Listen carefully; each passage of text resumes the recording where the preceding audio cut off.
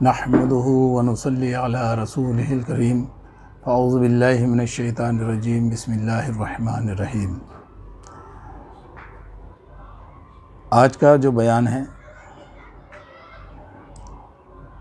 وہ یہ ہے کہ کچھ لوگ یہ خیال کرتے ہیں اور کہتے ہیں کہ بھئی اللہ پاک اگر چاہتا تو آ کر خود ہر ایک بندے سے بات کر سکتا تھا، اللہ نے خود آ کر کے ہر ایک بندے سے بات کیوں نہیں کی؟ تو اس کے متعلق آج کا بیان ہے، تو ذرا غور سے دھیان سے سنو۔ کچھ لوگ یہ سوچنے پر مجبور ہیں کہ آن کر خدائے تعالیٰ ہر انسان سے بات کر سکتا تھا، مگر یہ کیا کہ نبی رشی منی کے ذریعے کیوں انسانوں سے بات کی؟ نبی رشی منی ان کے ذریعے ہی کیوں بات کی انسانوں سے؟ یعنی کہ پہلے اللہ پاک نے ان سے بات کی، ان کے پاس پیغام بھیجا اور پھر ان کے ذریعے پیغام پہنچایا عام انسانوں پر۔ تو یہ خیال عام انسانوں کے دماغوں میں آ سکتا ہے اور آئے ہیں اور سوال کیے بھی ہیں۔ تو اس کا جواب سنیے، بہت دھیان سے غور سے اس بات کو اپنے ذہن میں بٹھا لو جو میں بیان کر رہا ہوں۔ اگر اللہ ڈائریکٹ اپنی تجلی کرے تو پوری کائنات یہ سرشٹی 1 منٹ کے کروڑویں حصے میں جل بھن کر خاک ہو جائے گی۔ کیا ہوگا؟ 1 منٹ کے کروڑویں حصے میں کتنی دیر لگے گی؟ یہ جتنی بھی کائنات ہے یہ سرشٹی جل بھن کے خاک ہو جائے گی اس کی تجلی سے، اگر ڈائریکٹ بات کرتا۔ اور یہ پہاڑ وغیرہ جو ہیں یہ جل بھن کر خاک ہو جائیں گے، جیسے کہ کوہ طور پر جب حضرت موسیٰ علیہ السلام کے صحابیوں نے کہا کہ ہمیں اللہ سے ڈائریکٹ بات کراؤ، اپنے آپ کی تو بات ہوتی ہے اللہ سے، ہم کیسے یقین کریں، ہماری بات کراؤ اور ہمیں اللہ کو دکھاؤ اپنے۔ تو آپ نے تو پہلے منع ہی کیا کہ بھئی اللہ ایسا نہیں ہے جو ہر کسی سے بات کرے، مگر کچھ لوگ نہیں مانے، تو آپ ان کی تسلی کے لیے ان کو کوہ طور پہ لے گئے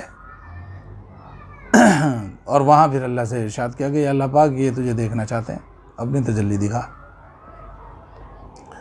اللہ نے منع کیا کہ بھئی یہ نہیں ہو سکتا، تم ایسا مت کرو، اس بات کی ضد مت کرو موسیٰ۔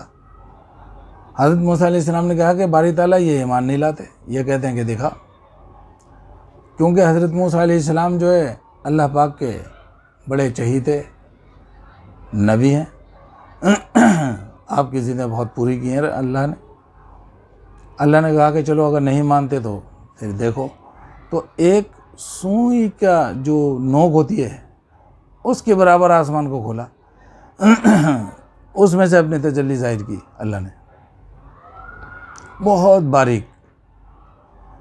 اس کا نتیجہ کیا ہوا؟ طور جلا، بشر مرا، موسیٰ گرا۔ عام انسان میں یہاں یہ بھی فرق پتہ چل گیا کہ عام انسان میں اور نبیوں میں کیا فرق ہے۔ انسان کیا تاب لے کے آتا جب پہاڑ جل کے خاک ہو گیا، طور، اور انسان جو تھا بشر تھا، جو عام آدمی تھا، وہ ختم۔ موسیٰ علیہ السلام بے ہوش ہو گئے کیونکہ آپ نبی تھے، آپ کے اندر وہ اتنی تاب تھی جو اتنا برداشت کر سکتے تھے، وہ کر گئے، بے ہوش ہو گئے۔ پر تو یہ تجربہ بھی کر کے دکھا دیا۔ تو اب اللہ پاک اس لیے جو ہے ہر ایک انسان سے ڈائریکٹ خود بات نہیں کرتا۔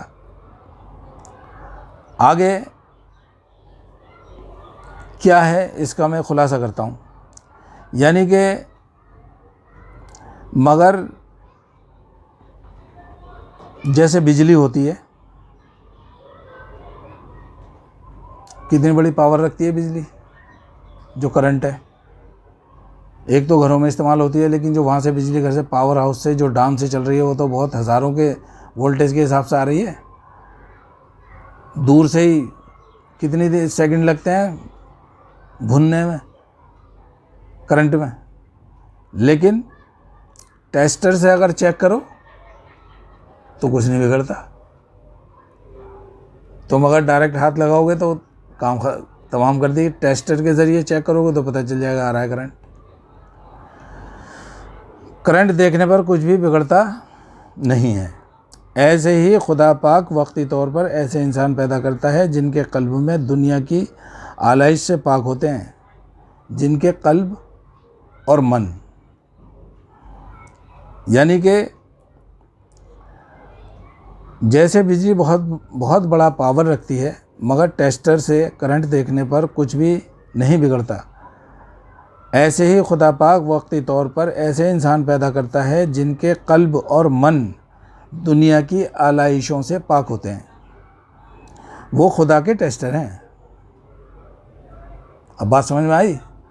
نبی، رشی، منی، یہ کون ہے؟ یہ ٹیسٹر ہیں اللہ کے. ادھر انسان ہے اور ادھر پاور ہے، اللہ ہے، اور بیچ میں ٹیسٹر ہے.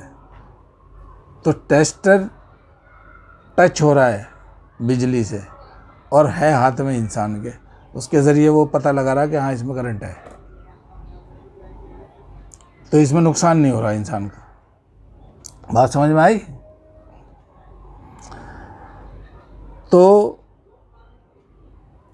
وہ خدا کے ٹیسٹر ہیں. ان کے دلوں پر لوہے محفوظ کے نظارے رنگین ٹی ویوں کی طرح نظر آتے ہیں. وہ اپنی روحانی آنکھوں سے دیکھتے اور سنتے ہیں وہاں کی باتیں، اور دنیاوی آنکھوں سے دنیا دیکھتے اور سنتے ہیں. انہی میں سے جب چاہتا ہے اپنے بندوں کی ہدایت کے لیے کسی کو بھی چن لیتا ہے. انہی میں سے جس کو چاہتا ہے چن لیتا ہے اپنی ہدایت کے لیے اللہ پاک. قرآن میں فرمایا اگر یہ قرآن پہاڑ پر اتارا جاتا تو ریزہ ریزہ ہو جاتا. تبھی تو کہا جب یہ پہاڑ تھرا گئے، آسمان کسی نے لینے کے لیے کوئی راضی نہیں ہوا. یہ بار امانت آدم علیہ السلام کو اللہ نے چنا اور آپ کو نواز دی، کیونکہ آپ ہی کے پاس جو ہے آپ کی پیشانی میں نور محمدی صلی اللہ تعالیٰ علیہ وآلہ وسلم، اور جن کو اللہ پاک نے اس قابل بنایا تو وہ تو ازل سے ہی ہے. تو فرمایا دادا حضور نے اور بڑے بزرگ ہیں کہ ہوں سنبھالے ہوئے وہیں سے تیرے غم کو، لرز گئے تھے جہاں کائنات کے شانے. کس کے غم کو؟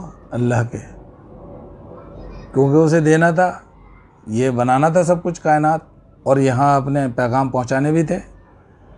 تو اب اس کے لیے چننا بھی تھا کس طرح سے بھیجنا ہے. تو پہاڑوں نے تو منع کر دیا، ان کے اندر اتنی تاب نہیں تھی، آسمانوں میں تاب نہیں تھی، کسی بھی مخلوق میں تاب یہ نہیں تھی کہ جو اس کو سنبھال سکے ایک انسان کے علاوہ. تو وہ یہ دل بنائے جاتے ہیں ایسے اللہ کی طرف سے. تو اسی کے لیے فرمایا کہ ہوں سنبھالے ہوئے وہیں سے تیرے غم کو، روز ازل سے ہی لرز گئے تھے جہاں کائنات کے شانے. اسی کو ہمارے دادا حضور نے فرمایا کہ حضرت شاہ محمد صدیقی سوداگر صاحب رحمۃ اللہ علیہ نے، یہ قرآن پاک کی آیت کا ترجمہ ہے، اس کی خلاصہ ہے. تو فرمایا کہ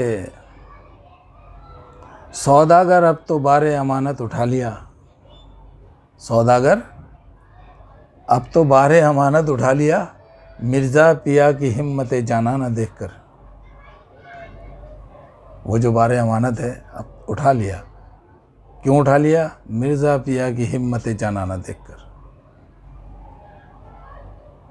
تو یہ اولیاء اکرام، انبیاء اکرام، نبی، رشی، منی، یہ انہی کا دل ہوتا ہے جو اس کو سنبھال سکتے ہیں.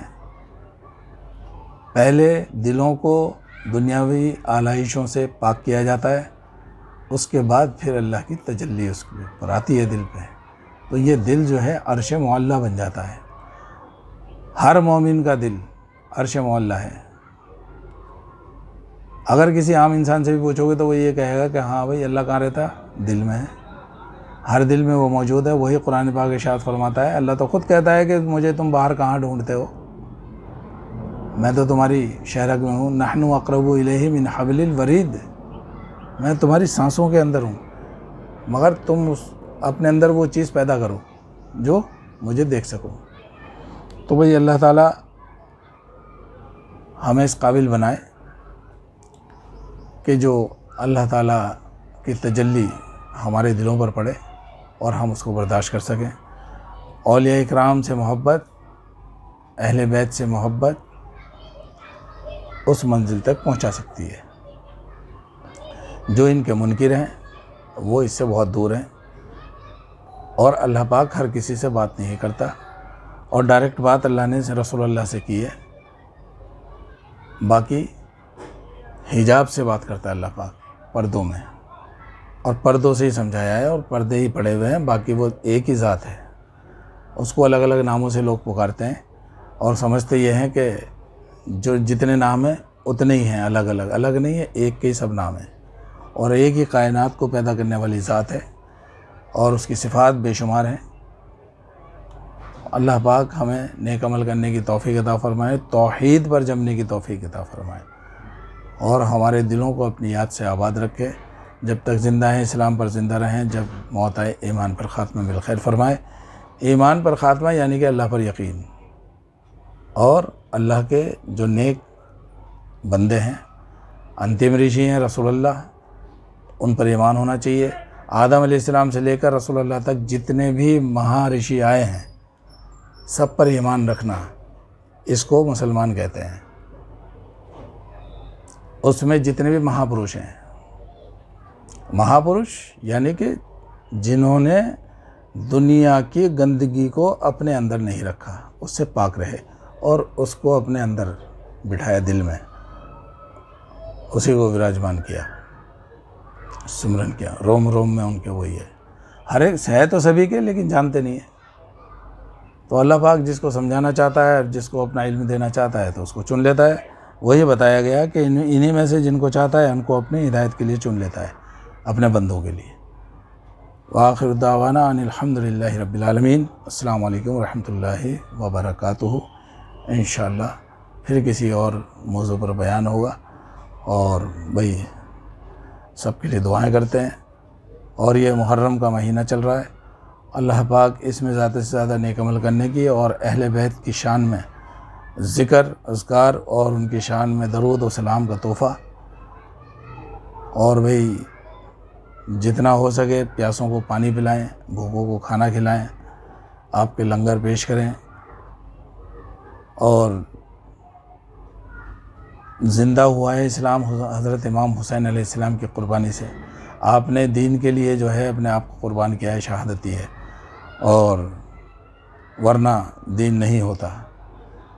تو ہم احسان مند اور شکر گزار ہیں، اور بڑے کرم ہیں، انہی کا صدقہ ہم کھاتے ہیں، کائنات والے، اور یہاں بھی اور وہاں بھی، مرنے کے بعد بھی، دونوں جہاں میں آپ ہی کا بول بالا ہے۔ السلام علیکم ورحمۃ اللہ وبرکاتہ۔